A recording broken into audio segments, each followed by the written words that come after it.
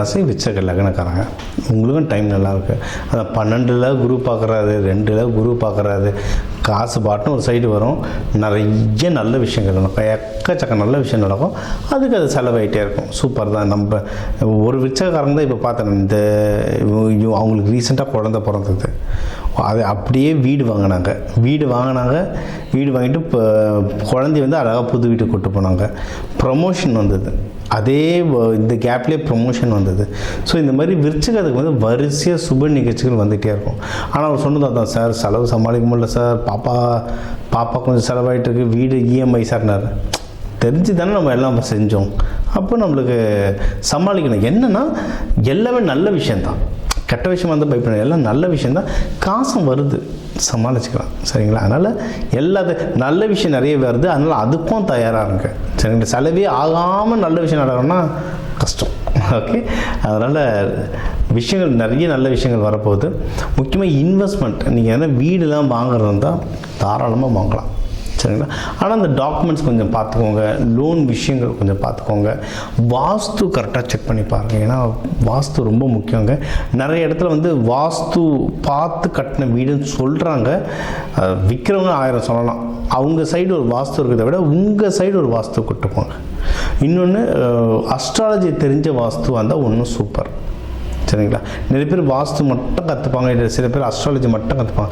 Astrology கலந்த வாஸ்து வந்தால் ஒன்றும் சூப்பர். ஏன்னா உங்களுடைய சார்ட்டு பார்த்துட்டு, உங்களுடைய ஜாதகம் பார்த்து அதுக்கேற்ற மாதிரி வாஸ்துவையும் கொஞ்சம் முயற்சி பண்ணுவாங்க. அப்படி பார்த்து வீடு வாங்கும்போது ஒன்றும் சூப்பராக வேலை செய்யும். சரிங்களா? இது ஒன்று. நிறைய பேர் வாடகைக்கு வீட்டுக்கு போவீங்க. வாடகை வீட்டுக்கு போனால் கூட வாஸ்து பாருங்கள். ஏன்னா நீங்கள் அங்கே போய் இருக்க போகிறீங்கன்னா விஷயங்கள் உங்களுக்கு எல்லாம் பாசிட்டிவாக நடக்கும். ஸோ அதை நீங்கள் பண்ணுங்கள். நீங்கள் வந்து திருமணத்துக்கு வந்து டைம் ரொம்ப நல்லா இருக்குங்க. விருச்சிகத்துக்கு தாராளமாக திருமணம் பண்ணலாம். யாருன்னா லவ் பண்ணுறீங்க, அந்த லவ்வும் வந்து தாராளமாக திருமணம் மாற்றலாம். விருச்சிகத்துக்குலாம் ஜென்ரலாக லவ் பண்ணிட்டீங்க, செட் ஆகிடுச்சுன்னா சீக்கிரம் பண்ணிவிடுங்க திருமணம் சொல்லுவேன். ஏன்னா ஆப்போசிட் பார்ட்டியில் பிரச்சனை இல்லை, நம்மளால தான் நம்மளுக்கு பிரச்சனைங்க. இவங்க வந்து கொஞ்சம் பேசுறது வந்து கொஞ்சம் ரொம்ப ஆழமாக பாதிக்கிற மாதிரி பேசிடுவாங்க. அந்த தேல் மாதிரி பார்க்க கம்முன்னு இருப்பாங்க, ஒரு வார்த்தை சொன்னாலும் மறக்காத மாதிரி சொல்லுவாங்க. ஸோ அது நிறைய பேருக்கு அந்த பிரேக்கப் ஆகிறதுக்கு அது ஒரு காரணம்.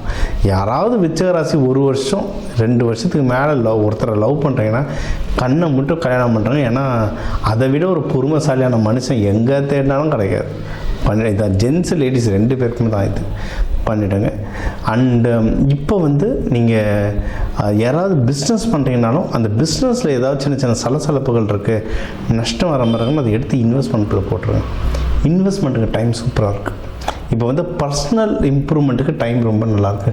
பர்சனலாக நீங்கள் வளர்கிறதுக்கு இப்போ என்னுடைய விருச்சிக ராசி ஒருத்தருக்காங்க, ரொம்ப க்ளோஸ் ஃப்ரெண்ட்.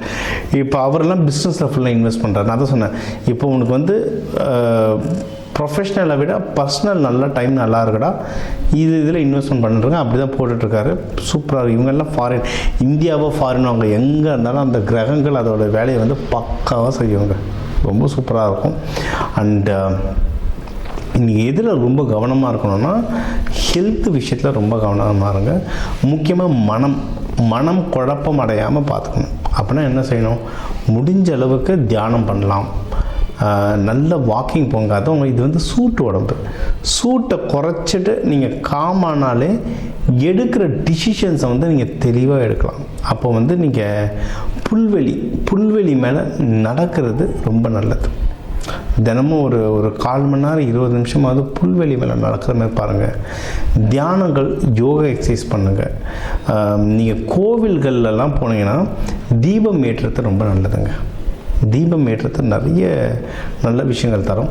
அது உங்களுக்கு வந்து தெய்வ வழிபாடுகள் நம்ம எடுக்கும்போது முருகர், துர்கை, இவங்களுக்கெல்லாம் வந்து செவ்வாய் ஹோரையில் நல்லெண்ணெய் தீபம் போட்டு வேண்டது நல்லது. உங்களுக்கு வசதி வாய்ப்புகள் இருந்தால் கோவிலில் வந்து எண்ணெய் வாங்கி கொடுத்தாங்க, நல்ல சுத்தமான எண்ணெய், செக்கு எண்ணெய் வாங்கி கொடுத்தா ஒன்றும் சூப்பர் தான். சுத்தமான எண்ணெய் வாங்கி கொடுத்துட்டீங்கன்னா உங்கள் பேர் சொல்லி அங்கே விளக்கு எரிய உங்கள் வாழ்க்கையை இன்னும் மேன்மேலும் நீங்கள் வந்து வளர்ந்துட்டே போவீங்க. ஸோ நீங்கள் எடுக்கிற முயற்சிகள் நல்லாயிருக்கு, இன்வெஸ்ட்மெண்ட் நல்லாயிருக்கு, பணம் நல்லபடியாக கிடைக்கும். அதாக எடுத்து பர்சனலாக போட்டு அடுத்து கல்யாணம் புள்ள குட்டின்னு நீங்கள் பண்ண போயிட்டே இருங்க. உங்களுக்கு எந்த ஒரு பொருள் உதவியோ இல்லை மனித உதவியோ எது தேவையோ இந்த கடவுள் அருளால் உங்களுக்கு அது தானாக கிடச்சிட்டே இருக்கும். இந்த சித்திரை மாதம் சூப்பரான மாதம். நீங்கள் வந்து கல்யாணம்னா இந்த சித்திரை திருவிழா வருது, மீனாட்சி அம்மன் சுந்தரேஸ்வரர் கல்யாணத்தை பாருங்கள், எல்லாமே நல்லபடியாக நடக்கும்.